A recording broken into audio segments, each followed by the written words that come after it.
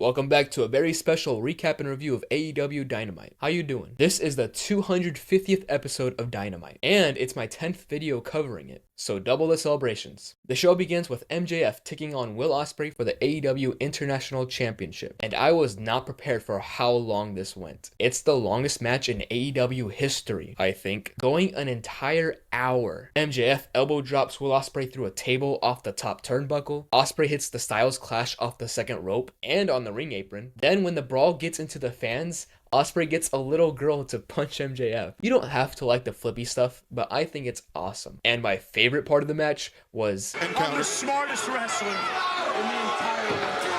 What an amazing fight. Things just kept getting crazier as time went on. However, as they reached closer and closer to the time limit, Ospreay had the opportunity to finish MJF with the Tiger Driver, but he just hesitated way too long, giving MJF the opportunity to knock out the ref, which allowed him to hit Ospreay with his ring for the 1-2-3 and become the new AEW International Champion. Ospreay seriously needs to get over the fear of using that move. It's cost him 2 championships so far. In all honesty, I wasn't expecting a winner. I thought it was going to a count out, but no, MJF actually beat Ospreay. So we have a new champion from an amazing match, and I can't wait to see another MJF title run. S tier. Backstage, Mark Briscoe accepts the Acclaim's offer to join Team AEW for Blood and Guts, and yet the match is next week, so they still need to find one more partner by the end of the night. The common consensus online is that everybody hates the Acclaimed, and from what I read, it seems all the hate stems from a bad tweet Max Caster made, which I don't even use Twitter, so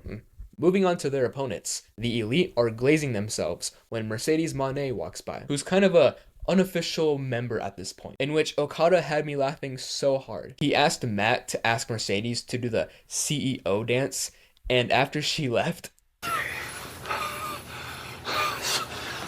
You're so hot. "You okay?"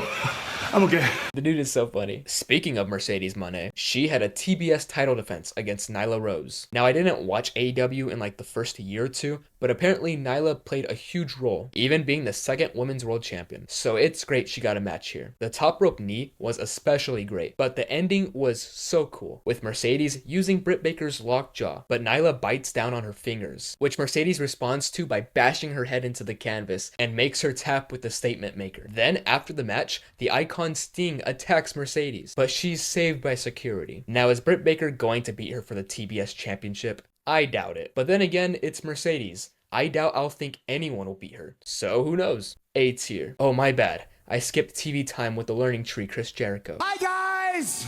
Whoops. Jericho knows how much the fans love him, so he promises he'll be on Dynamite until episode 500. It's funny. I wouldn't be surprised if he does. He then talks about how Joe, Shibata, and Hook didn't listen to the learning tree, which is why they all got taken out by, fireballs or being driven through a wall. But then he's interrupted by Minoru Suzuki, who headbutts Jericho and brings an official announcement for their FTW championship match next week. Sure, let the old men go at it. Let them fight. I'm just kidding. All respect to these two legends, but C tier. It took me a fat minute to realize this wasn't Toni Storm. Mariah May made her first appearance after her brutal betrayal on her former mentor. Oh, speak, bitch. Come on now. Oh my God, Siobhan. What the hell is wrong with you? I'm sorry. This woman is pure evil. She was plotting the whole thing from the beginning and says Toni's best performance was on her knees covered in blood, while herself will be taking away her championship at All In. I thought what they had was real.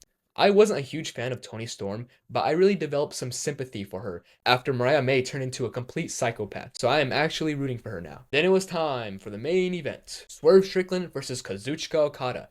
Champion versus champion. What is the deal with the Continental Championship? Is it real? It's as real as The Rock's People's Championship. Anyways, these two are huge stars, but it's easy to see that Swerve is on a completely different level. I will never get tired of that powerbomb into a power slam. It looks fantastic. However, right when things were really getting good, the EVP Bucks caused a disqualification, igniting a huge brawl with all the Blood and Guts fighters, including Hangman Adam Page. However, Team AEW was outnumbered with only 4 members, when all of a sudden, Darby Allin's music hits, and he comes down from the rafters for no other reason than it looks cool. cool. There was nothing stopping him from coming through the fans. Man, I love Darby. And there is the full lineup for Blood and Guts next week. I am looking forward to it. Anyways, that was my recap and review of AEW Dynamite 250. What did you think of the show? And as always, thanks for watching, cool dudes.